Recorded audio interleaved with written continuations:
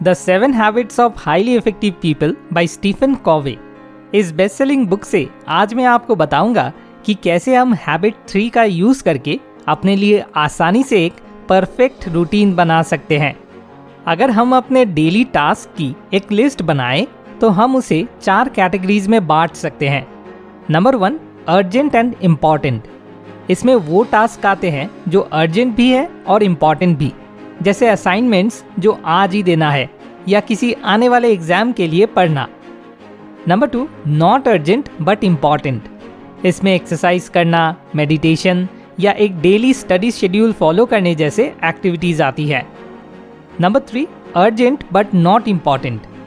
WhatsApp message का जवाब देना या किसी दोस्त की बर्थडे पार्टी में जाना इसके एग्जाम्पल्स हैं। And number 4, not urgent and not important. ये कैटेगरी सोशल मीडिया स्क्रॉल करना, वेब सीरीज बिंज वॉच करना या बेकार की ओवरथिंकिंग में लगे रहने जैसे काम को कवर करती है। क्योंकि हम अक्सर हमारे 80% टाइम को not urgent and not important task में वेस्ट करते हैं, इस वजह से कुछ दिनों के बाद इम्पॉर्टेंट टास्क का पहाड़ खड़ा हो जाता है। फिर तब हमें अपना सारा टाइम अर्जेंट और इम्पॉर्टेंट टास्क को देना पड़ता है। As a result not urgent but important task हमेशा इग्नोर हो जाते हैं। लेकिन हाईली इफेक्टिव लोगों की जिंदगी में बिल्कुल उल्टा होता है। वो अपना ज़्यादातर time not urgent but important task में इन्वेस्ट करते हैं, फिर वो अर्जेंट एंड इम्पॉर्टेंट टास्क को टाइम देते हैं, और फिर अगर कुछ टाइम बचता है तो तब वो urgent but not important task में लगाते हैं।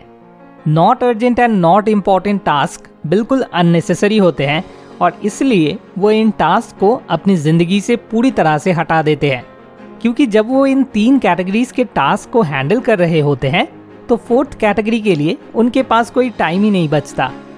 जब हम अपने लिए एक रूटीन बनाते हैं तो हम 2 बड़ी गलतियां करते हैं। नंबर 1, हम अपना रूटीन डेली के हिसाब से बनाते हैं, जो दूसरी बड़ी गलती का कारण बनता है। नंबर 2, हम सबसे ज़्यादा priority urgent and important task को देते हैं। लेकिन हाईली इफेक्टिव लोग अपना रूटीन हफ्ते के हिसाब से बनाते हैं। इससे उन्हें बड़ी पिक्चर को समझने में मदद मिलती है, जो उन्हें not urgent but important task को पहले ही ऑटोमेटिकली प्रायोरिटी देने में मदद करता है। अब चलिए स्टेप बाय स्टेप सीखते हैं कि हाईली इफेक्टिव लोग अपना रूटीन कैसे बनाते हैं। वो एक सीक्रेट 6 स्टेप फॉर्मूला फॉलो करते हैं जिसे RGBIPS कहते हैं, जिसमें R का मतलब है रोल्स। सबसे पहले लाइफ में आप जितने रोल्स निभा रहे हैं उनकी एक लिस्ट बनाइए, जैसे कि एक स्टूडेंट होना, बॉयफ्रेंड या गर्लफ्रेंड होना, बेटा या बेटी होना, बेस्ट फ्रेंड होना, भाई या बहन होना, या फिर एक गिटारिस्ट होना। G का मतलब है गोल्स। हर रोल से जुड़े अगले हफ्ते या पूरे लाइफ के लिए गोल्स को लिखें। फॉर एग्जाम्पल, स्टूडेंट के रूप में आपका गोल हो सकता है अगले एग्जाम में A+ स्कोर करना। बॉयफ्रेंड या गर्लफ्रेंड के रूप में आपका गोल हो सकता है ज़्यादा केयरिंग बनना। बेटा या बेटी के रूप में आपका गोल हो सकता है खुद के पैरों पर खड़ा होना। बेस्ट फ्रेंड के रूप में आपका गोल हो सकता है ज़्यादा सपोर्टिव बनना। और एक गिटारिस्ट के रूप में आपका गोल हो सकता है खुद का म्यूजिक कंपोज करना। B का मतलब है बाउंड्रीज। अगर आपको इम्पोर्टेंट टास्क को करने के लिए टाइम और एनर्जी बचानी है तो आपको बाउंड्रीज सेट करनी होगी। पहचानिए कि कौन से टास्क आपको आपके गोल से दूर ले जाते हैं और उन्हें पूरी तरह से हटाने के लिए बाउंड्रीज सेट करें। इसके अलावा बाउंड्रीज सेट करके आप इम्पॉर्टेंट टास्क के लिए ज़्यादा टाइम बचा सकते हैं। I का मतलब है इम्पॉर्टेंस। हर गोल के लिए इम्पॉर्टेंस का लेवल तय करें। उन्हें हाईली इम्पॉर्टेंट, इम्पॉर्टेंट या नॉट इम्पॉर्टेंट कैटेगरीज में बांटें। P का मतलब है प्रायोरिटी। गोल्स को उनके इम्पॉर्टेंस और अर्जेंट होने के हिसाब से प्रायोरिटी में रखें।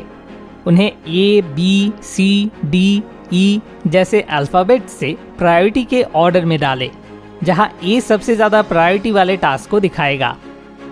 A का मतलब है शेड्यूल। लास्ट में अपने शेड्यूल में A प्रायोरिटी वाले टास्क के लिए टाइम एलोकेट करें, फिर B, C और ऐसे ही आगे बढ़ते रहें। ऐसे एक रूटीन बनाकर आप अपने लिए बेस्ट वीकली शेड्यूल बना सकते हैं, जिसमें not urgent but important task को सबसे पहले करने के लिए टाइम मिलेगा और आपको अपनी ड्रीम लाइफ बनाने में मदद मिलेगी। इससे आपका इन टास्क में टाइम इन्वेस्ट करना भी बहुत आसान हो जाएगा। अगर कोई अनएक्सपेक्टेड टास्क वीक के मिडिल में सामने आते भी हैं तो आप उन्हें अपने रूटीन के हिसाब से प्रायोरिटी देकर अपने शेड्यूल में फिट कर सकते हैं।